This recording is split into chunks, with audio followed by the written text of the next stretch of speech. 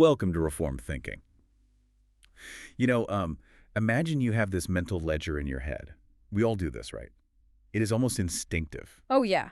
We absolutely all do right? it. So you give a little in a relationship, you take a little, and you are just kind of constantly keeping score.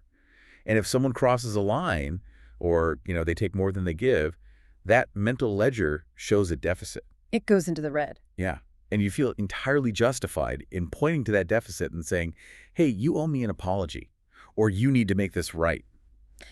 Well, I mean, it is a very clean way to view the world, isn't it? You are either in the black or you are in the red. We like our human relationships to be manageable. We want them quantifiable. And fair. Yeah. Fair is the key word there, I think. Yes. We want justice. But then you sit down to examine the writings of the 18th century theologian Jonathan Edwards, and, well, suddenly that entire accounting system is just thrown out the window. It really is. It is completely dismantled. So today we are taking a really thorough look at a classic work by Edwards. It was called Charity and Its Fruits. And specifically, we are looking at his exposition on 1 Corinthians chapter 13, verse 4, the verse that says, "Charity suffereth long and is kind." And you were sitting down for a very long, very thoughtful deep dive today. So grab a cup of coffee. Yes, get comfortable. Mhm. Because the relational landscape we are looking at here is, honestly, it is staggering. We are going to look at what it actually means to meekly bear evil and injuries in a world that is just, well, full of offenses. Absolutely full of them. And what stands out immediately in the text is how Edwards frames this. He makes the case that this is a core mark of a Christian spirit. Right. He does not present it as this optional add-on for the super spiritual. Right. It is the baseline. And the hook for me, the thing that makes his take so surprising, is that he is not talking about just putting on a polite face while you see it on the inside. No, not at all. Because we have all done that. You smile at the rude coworker, but in your head, you are like drafting a scathing email to HR. Right. Or plotting how to avoid them forever. Yeah. But Edwards is talking about an internal disposition that radically alters how a person reacts to being wronged. And he grounds all of it in how God handles human rebellion.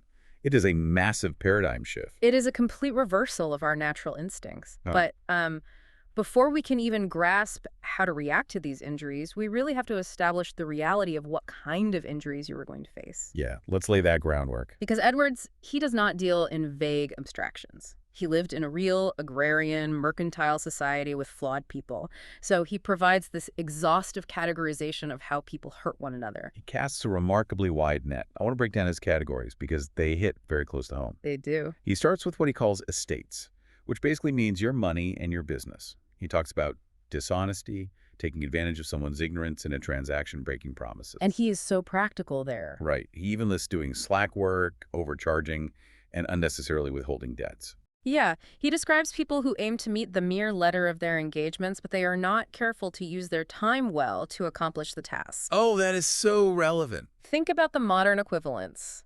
It is the contractor who takes your deposit, right, and then strings you along for 6 months. They show up for 1 hour a week just to keep you on the hook. Yes. Or the vendor who hides fees in the fine print because they know you will not read it. Exactly that.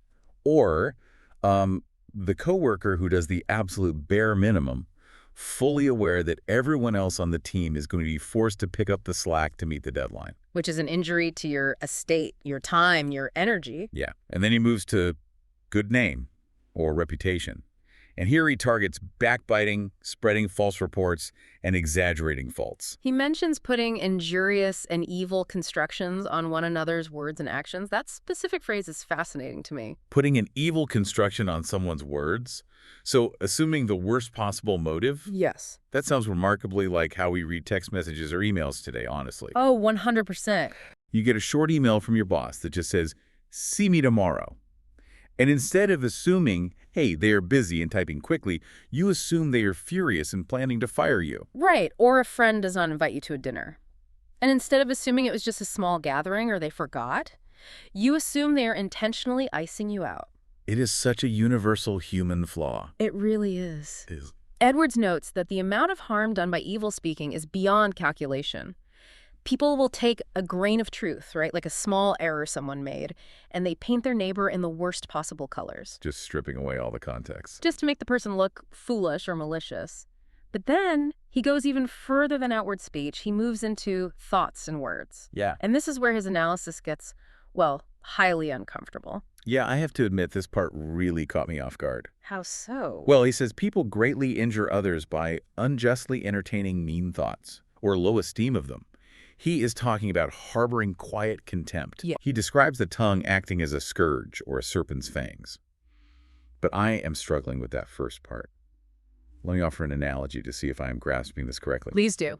Okay, think of these injuries like a spectrum.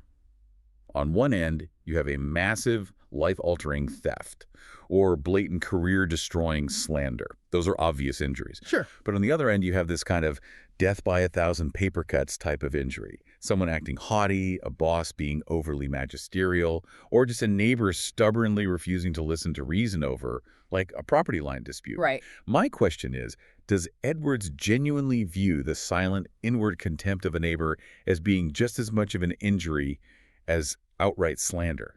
I mean, if I keep my mouth shut, haven't I avoided injuring them? That is the natural question, right? But the short answer from Edwards is yes. He views it as a severe injury. Wow. Okay, why? To understand his logic, you have to look at how he identifies the root issue. For Edwards, the root of all these actions is the absence of Christian charity, the absence of love. So whether that absence manifests as an outward lie that destroys a career or just an inward grudge that poisons a relationship, it is still an offense against the person and against God. But how does my private thought hurt them if they do not even know about it? Because the contempt itself is a violation of the command to love your neighbor as yourself. Yeah. You are actively degrading their worth in your own mind. You are treating an image bearer of God with disdain. Oh, wow. Like that, it is heavy. It is. Uh, And furthermore, Edwards points out that the tongue is just the wicked instrument expressing the evil thoughts of the soul. That inward contempt never stays inward forever. it leaks out. Yes. It leaks out in your tone, your body language, your lack of patience, even your refusal to help them when they are in need. The silent contempt is the seed, but the outward hostility is just the fruit. That is a tough mirror to look into, because society tells us that as long as we keep our mouths shut and we do not physically harm anyone, we are behaving well. We are, quote-unquote, good people. Right. Society only looks at the outside. But Edwards says that if I am sitting at my desk, quietly looking down on my coworker, judging their intelligence or their background, I am actively injuring them in my heart. And he details how this internal rot spills over into actions and treatment. He talks about tyrannical bosses carrying themselves injuriously towards subordinates, demanding unreasonable things. And then the flip side of that, too. Yeah, conversely, he mentions subordinates denying respect to those in legitimate authority. He points out sheer selfishness, where a person seems to have no regard for anyone's benefit but their own. They will disrupt an entire community just to secure a minor convenience for themselves. Exactly. You know, he even brings up partisan political hostility. Yes, he does. He says people act not from a regard for the public good, but from a spirit of opposition to a particular party or person. They just want to exasperate the other side. Just to score points. Right. Reading this, you would think he was analyzing our current news cycle or watching a cable news debate rather than writing centuries ago. Well, human nature is remarkably consistent. The mechanisms we use to tear each other down have not changed since the fall of man. That is very true. He also highlights malicious joy at someone else's failure. That is when we think another person's fall is our own elevation. If a rival at work makes a massive mistake and you feel a spark of glee, that is an injury against them. Yeah, that's schadenfreude. And of course, he mentions calculated revenge, keeping a grudge for a lifetime, waiting for the perfect moment to strike back. So we have this vast landscape of offenses. Everything from getting ripped off by a mechanic, to a family member spreading a vicious rumor about you, to a neighbor just refusing to be reasonable. All the way down to a coworker holding silent contempt for you. Yeah. We are swimming in a sea of potential and actual injuries. So what does this mean for our response? How are we supposed to react when the ledger is constantly showing a deficit? This brings us to his definition of what it actually means to suffer long. Edwards breaks down the required response into 4 distinct requirements. Okay, let's go through them. The first requirement is no revenge. This means absolutely zero retaliation. Zero retaliation, not even a passive-aggressive comment. No. No bitter words, no hostile actions. He says you must maintain a calm, undisturbed countenance. If you are wronged, Your first instinct cannot be to make the other person feel the pain they caused you. That goes against every fiber of our being. It does. Now, he does address the reality that sometimes reproof is necessary. You cannot always stay silent if someone is engaged in destructive behavior. Right, you can't just let them burn their life down. But he qualifies it. If you must reprove your neighbor, it must be without severity. What does reproof without severity actually look like in practice? It means you are lamenting the sin against God rather than focusing on the personal slight to your ego. Your motive is their restoration, not your vindication. Oh, I see. You are seeking their good, trying to pull them out of a destructive pattern rather than trying to get even or put them in their place. That distinction is massive. There is a world of difference between confronting someone because their action is an offense against a holy God and confronting them because they bruised my pride. A completely different posture. One is an act of love, the other is just an act of self-defense. And that leads perfectly into his second requirement, which is the continuance of love. Right. He says the heart must not harbor revenge. You can pity the offender, but you cannot hate them. That internal disposition is critical. You cannot simply maintain a smooth, polite external behavior while your blood is boiling on the inside. Which is what most of us do. True long-suffering means sincere love continues despite the injury. You still desire their well-being. You still pray for their salvation or their growth. And the third requirement ties right into that internal state. It is inward quietness. Yes. The mind must remain at peace.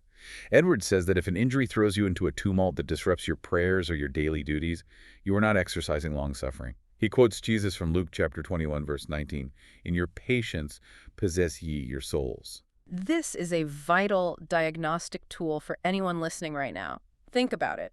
How often do we let a rude email from a difficult colleague ruin our entire weekend? All the time. We carry the anger home, we snap at our family, we cannot focus on reading or praying, we lose our inward quietness. We let the injury dictate our emotional state. Which means we have ceased to bear it in a Christian spirit. We have allowed the offender to colonize our mind. Okay, I am tracking with everything so far, but here is where I have to push back heavily on Edwards. I thought you might. The fourth requirement he lists is a willingness to suffer loss. He says we should choose to absorb the loss, whether that is financial or reputational, for the sake of peace rather than demanding vindication. He references 1 Corinthians chapter 6, verse 7 there, asking why we do not rather suffer ourselves to be defrauded. Right, and I am stuck here. If my contractor runs off with $10,000 of my money, Edwards is saying my first instinct shouldn't be to call my lawyer. Or if someone is openly lying about my business practices, ruining my livelihood, I am supposed to just absorb the loss. That does not sound like peace and love. That sounds like enabling a criminal. Does Christianity demand that we become doormats for fraudsters? That is the most natural reaction to reading this requirement. It feels intensely unjust. But if we look closely at the nuances in his text, Edwards clarifies that he does not condemn all self-defense or all legal protection. Yep. He explicitly says, not that all endeavors in men to defend and right themselves are censurable. He acknowledges there are times and places to vindicate ourselves, to use the justice system, and to protect our families and our property. So he is not saying we abandon the concept of justice entirely. No, he is not. But he argues that in most cases, especially in interpersonal conflicts, peace and love should dictate our first steps. It is about the sequence of actions and the heart behind them. We must exhaust long-suffering before pursuing vindication. Explain that sequence. What does exhausting long-suffering look like? It means your first reaction is not the lawsuit or the public defense. Your first reaction is to bear the injury quietly, to seek private reconciliation, and to assess whether the loss is something you can simply absorb for the sake of maintaining a relationship or a peaceful community. So pause and assess before going nuclear. Exactly. You should be willing to suffer considerably before escalating the conflict. Furthermore, he says we must do this out of sincere love for the person who injured us, especially if defending ourselves would utterly crush them. Wow. If vindicating your name means destroying your neighbor's life over a minor slight, Edwards would argue you should absorb the slight. That is a very high bar. He is asking us to weigh the value of our own vindication against the value of the offender's well-being. Yes. And he insists we must never pursue justice out of a desire to hurt the other person. Yeah. Even if we go to court, our motive cannot be malice or revenge. That is right. And we must remember why it is called long-suffering. It is not about taking one small hit, forgiving it quickly, and moving on. Right. It is a prolonged thing. He says we should not only bear a few injuries, but a great many over a long period without an expiration date on our patience. We do not get to say, well, I have forgiven you 3 times, the 4th time I am taking you down. This all sounds incredibly noble, but it also sounds impossible. It does. It is a seemingly impossible bar for human nature. If someone keeps hitting you, the biological and psychological instinct is to hit back or build a wall, which is why the discussion has to pivot here. Yes, we need a shift in perspective. We have to move from what to do to why anyone would ever do it. The capacity to absorb injury like this, to exhaust long suffering without turning bitter, is not a natural human trait. It requires a vertical motivation. Looking upward. The only way to sustain this kind of horizontal patience with humans is to have a robust vertical theology. Exactly. Edwards analyzes the relationship between loving God and bearing with humans, and he anchors it in 2 concepts: imitation and gratitude. Let's talk about imitation first. Okay. God is the ultimate cosmic example of long-suffering. Edwards points out that God keeps the world spinning despite relentless human rebellion. Right. He sends rain on the unjust. He spares incredibly wicked cities every single day. People wake up, use the breath God gave them to curse his name, and God still allows their crops to grow and their lungs to function. It is astonishing when you really think about it. He showers them with the bounties of his daily providence, and beyond his general patience with the world, he bears with his own chosen people. The church. Yes, the very people he has chosen to save often spend years, sometimes decades, living in direct rebellion against him before they are brought to repentance. And even after they are saved, they continually stumble, fail, and act selfishly. Yet God does not cast them off. He highlights the Apostle Paul's testimony in 1 Timothy chapter 1 to illustrate this. Paul talks about how he was a blasphemer, a persecutor, and an injurious man. He was actively hunting down and killing Christians. And yet Christ showed him immense mercy. And Paul says Christ did this specifically to display his perfect long-suffering as a pattern for those who would believe later. The logic Edwards uses here is watertight. He says it is the nature of love to imitate the one you love. Right, like a child naturally imitates a father they adore. Yeah. If we claim to be children of God, and our Heavenly Father exhibits this staggering daily long-suffering toward rebels, our love for him will naturally dispose us to imitate that patience. And conversely, if we hate patience, we are showing that we do not truly admire the character of God. But the motivation goes beyond just wanting to imitate God's character. It is also rooted in intense personal gratitude. This is where it gets very convicting. Edwards brings up the biblical comparison of the 10,000 talents versus a few pence from the Gospel of Matthew. For context, a talent was a massive unit of currency representing years of labor. Huge amount. 10,000 talents was an unpayable astronomical debt, like billions of dollars today. A few pence was pocket change. He uses this parable to make a very bold theological claim. We are vastly worse offenders against God than anyone could ever be against us. The offenses of our neighbors against us are the few pence. Pocket change. Our offenses against the Creator are the 10,000 talents. I want to make this concrete, because the numbers in that biblical parable are so vast, they can lose their emotional impact. Let me try an analogy. Go for it. Imagine you are the CEO of a massive corporation. Through total negligence, greed, and a series of terrible decisions, you run the company into the ground, racking up $1 billion debt. Okay, a catastrophe. Yes, you are facing life in prison and total ruin. The board of directors calls you in, looks at the ledger, and instead of prosecuting you, they completely forgive the debt. They wipe the slate clean out of pure grace. You walk out of that room a free person. Yes, you walk out of the boardroom fully pardoned, but on your way to the elevator, you see an intern who accidentally lost a $20 stapler that belonged to you. Oh, no. And you grab the intern by the collar, scream at them, and aggressively fire them on the spot, demanding they pay you the $20 immediately. The sheer absurdity of that scenario is exactly what Edwards is getting at. It looks ridiculous. Anyone watching that would say the CEO is a monster. And Edwards says that if we refuse to bear with a neighbor, we are practically declaring that we disapprove of God's patience toward us. That is a brilliant way to put it. If we thankfully accept God's forgiveness for our massive, lifelong rebellion against his holy laws, we have to testify to our gratitude by showing that same patience to the person who cut us off in traffic or the coworker who took credit for our idea. Understanding our own vast guilt before a holy God is the engine that drives true patience with others. Without that engine, long-suffering is just a stoic exercise that eventually runs out of fuel. Yeah, you can only grit your teeth for so long. Exactly. But when you see your own sin clearly, when you realize the magnitude of what you have been forgiven, the sins of others against you shrink in comparison, you lose the moral high ground required to hold a bitter grudge. Which flows seamlessly into the next major concept Edwards tackles: humility and the hand of providence. Yes. If understanding our guilt drives patience, then a proper view of ourselves neutralizes anger at its source.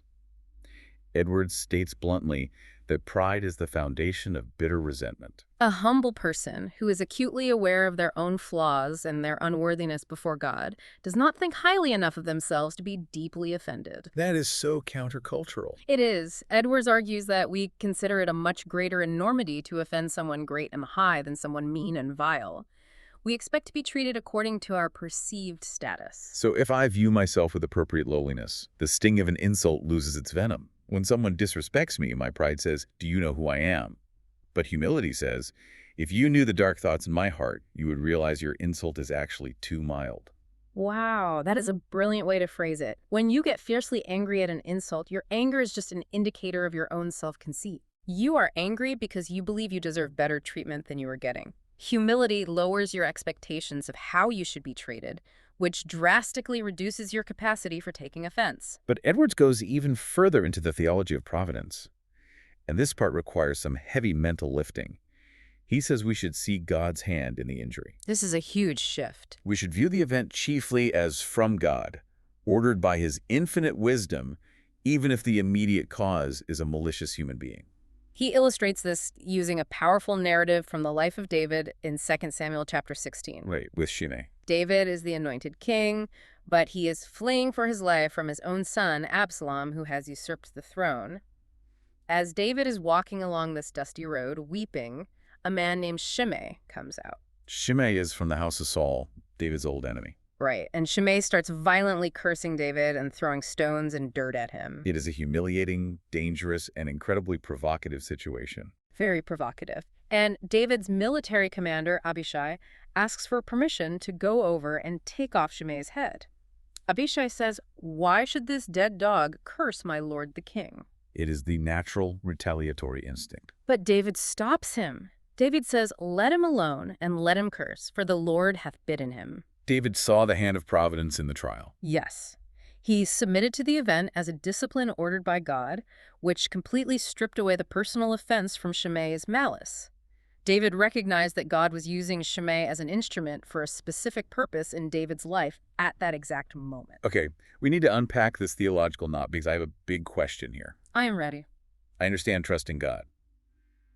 But if God orders the event, if God uses the malicious neighbor to test or discipline me, does that let the malicious neighbor off the hook? That is the classic question. Are they no longer responsible for their cruelty? If God, quote, bid him curse, is Shimei innocent? This touches on the historical understanding of primary and secondary causes. Edwards would absolutely clarify that the offender remains fully responsible for their malicious intent and their sinful actions. So God's sovereignty doesn't erase human responsibility? Not at all. God's sovereign use of an event does not excuse the sin of the human agent. Shimei was acting out of his own wicked heart.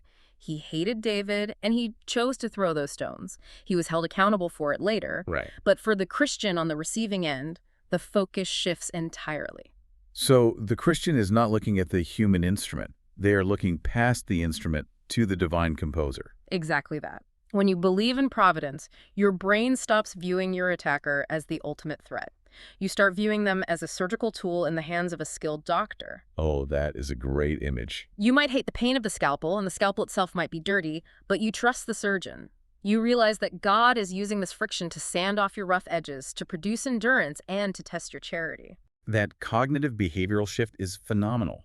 It completely bypasses the brain's retaliation instinct. When you see the injury as a tool in the hand of a loving father, your anger toward the human tool dissipates. You do not get mad at a hammer when it hits your thumb. You look at who is swinging it. Right. And if the person swinging it is a God who has promised to work all things for your good, The anger turns into quiet submission. And the logical result of seeing God's hand in everything, of trusting that providence, is an incredible sense of invulnerability.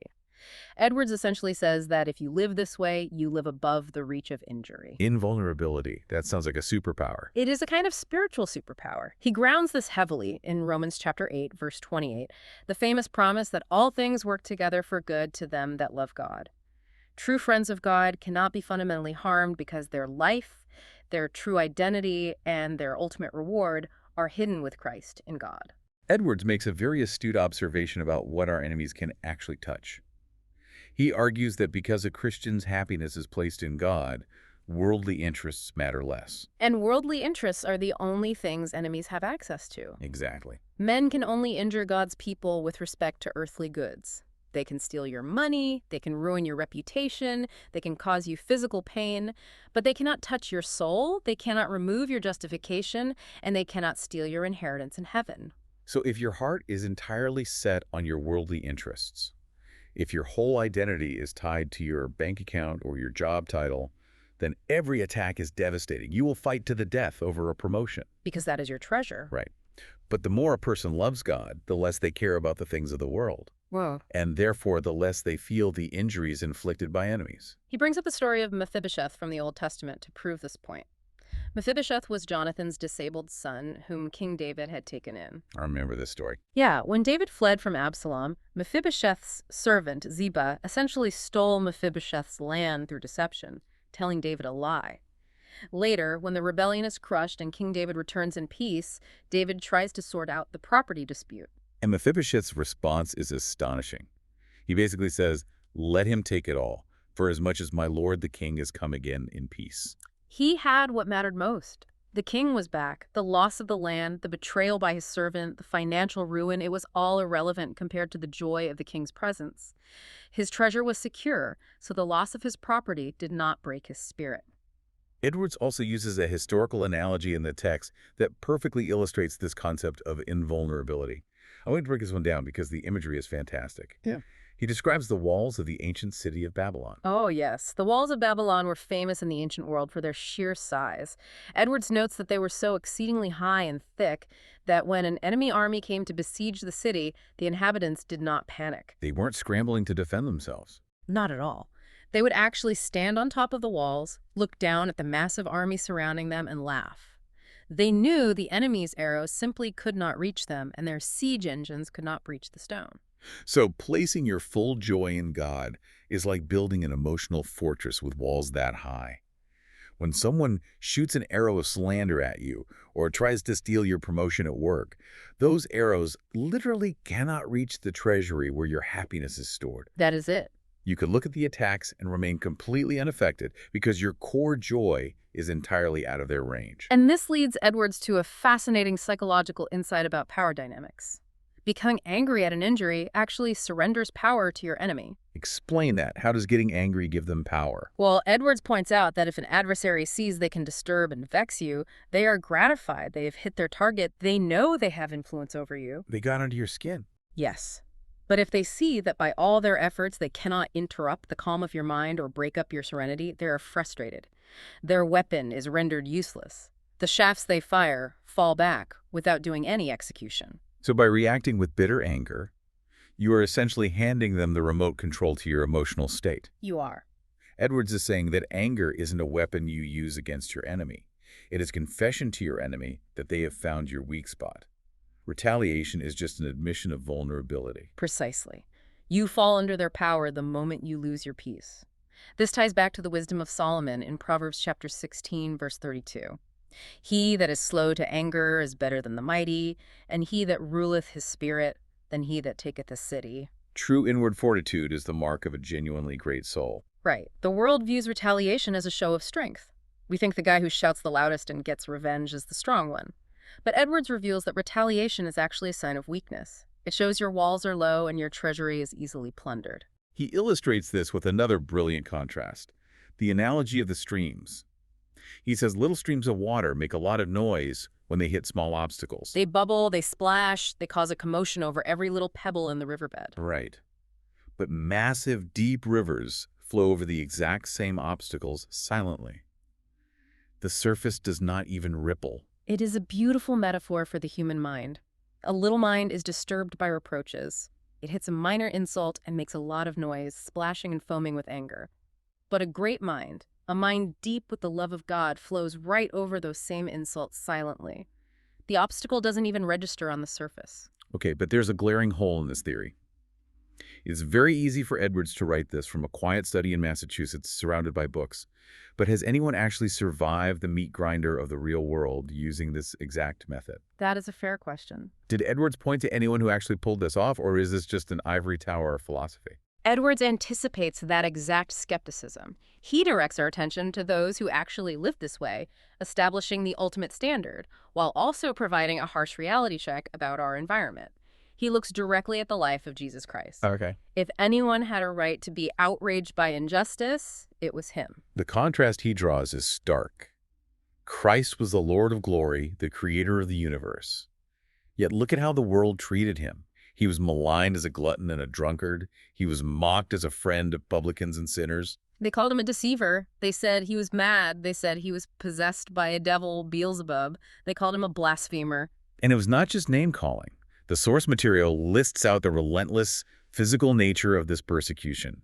He was hunted. He was watched constantly by religious leaders, hoping to trap him in his words. They tried to throw him off a cliff in his own hometown. And finally, he was betrayed by one of his closest friends, subjected to a sham trial, mocked by soldiers, scourged until his back was torn open, and crucified.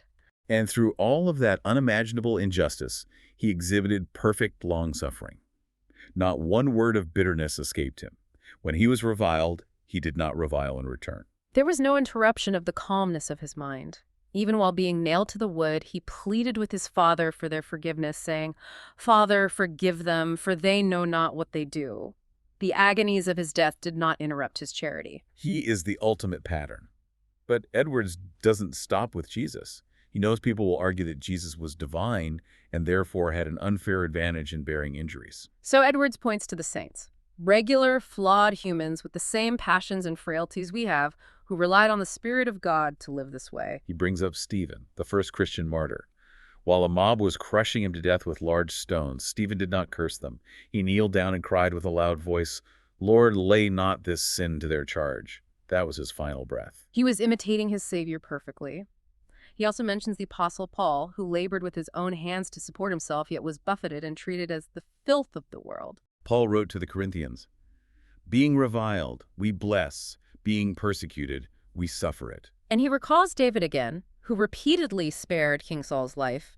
Saul was hunting David like an animal in the wilderness, yet when David had the chance to kill Saul in the cave, he refused to stretch out his hand against the Lord's anointed. Okay, we have the historical examples. Uh-huh. But I can hear someone thinking, well, that's great for Jesus and the apostles, and maybe David.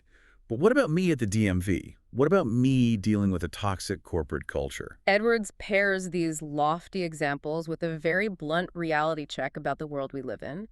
He says we do not dwell in a world of purity and innocence. He strips away our naive expectations. He reminds his readers that we live in a fallen, corrupt, miserable world under the dominion of sin.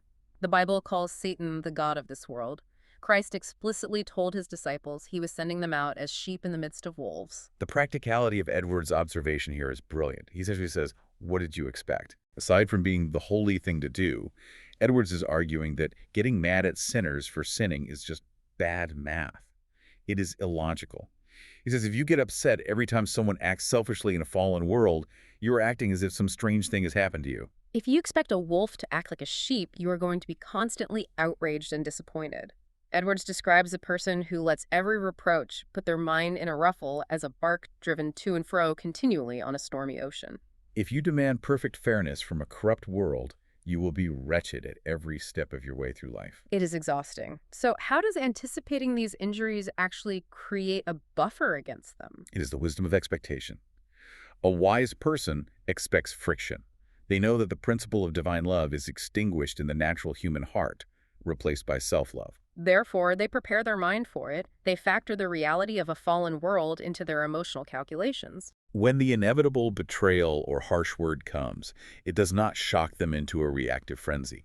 Their serenity is maintained because they are not caught off guard. They say, There is the fallen world acting exactly as it was described. That is incredibly freeing. But let's bring it all home, because even after hearing all of this theology, the examples, and the logic, a listener might still be clinging to their right to be angry. I know, I felt that way reading through this. Yeah. There's always that voice that says, yes, but Edwards doesn't know my specific situation.